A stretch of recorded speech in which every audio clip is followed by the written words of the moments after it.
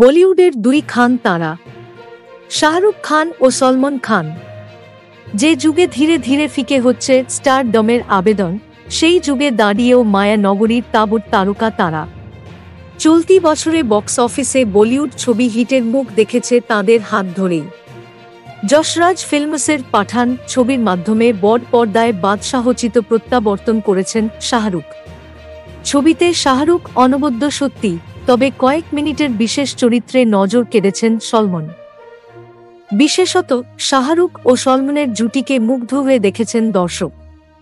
Box office ব্যবসার অঙ্কেই মিলেছে তার প্রমাণ।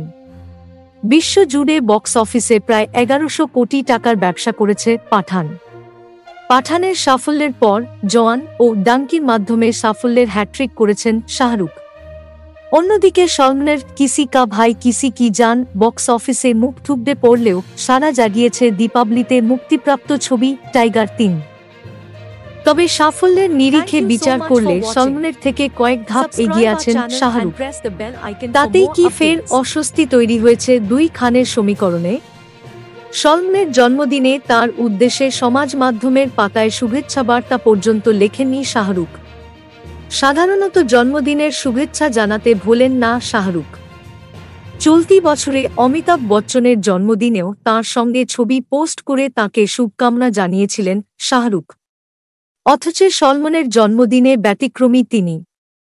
বুধবার সমাজ মাধ্যমের পাতায় শাহরুখকে উল্লেখ করে সলমনের জন্মদিন উপলক্ষে তাঁকে শুভেচ্ছা জানানোর আবেদন জানান এক অনুরাগী।